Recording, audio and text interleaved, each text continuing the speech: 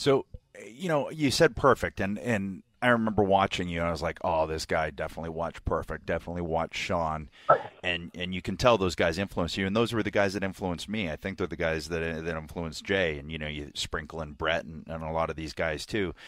But you created your own thing in there, and I think that's always the key. Is you can watch tapes when you're growing up, you can kind of have your certain signposts of guys that you want to take things from.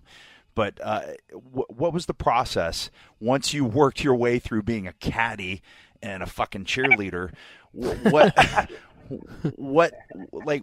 you said you went the opposite of what everybody was doing because it was cookie cutter, not cookie cutter, but everybody sees one thing work, and then they want to try that. So beyond just wearing pink and bleaching the hair and all of these things, what was your mentality going in there in terms of from a character perspective? Before I was character, I figured this time, if I get called up this time, I'm going to try and be me, because I wasn't really a caddy or a cheerleader, believe it or not, but, committed to it. Wait, also, you mean that wasn't really your cheer that you came up with? Ricky, Ronnie, well, I mean, word for word. Larry, Jerry, and the Gimmick Boys.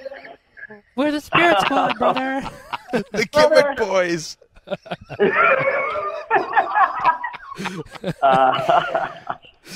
So I figured, I didn't know if it was, I was hoping to be something like me, a douche that was, a hardworking at his job, whether you liked him or not. And so I went nuts.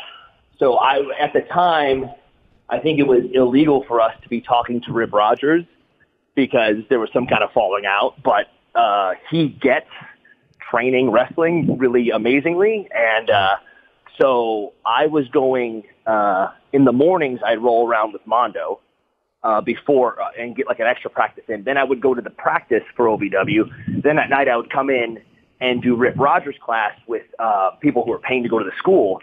All of these things, I was trying to get 3 years of training into one, so that if I could be so good and smooth that if I got called up one more time, that they would need me there, whether they were going with me or going with someone else, that they would need me to be in the ring with somebody. And I feel like that's what I accomplished, because it was, okay, find what stands out. Got it. Be a good talker. Practice promos. Be a good chain wrestler.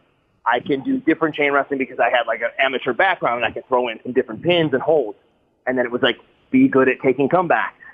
Be good at taking finishers.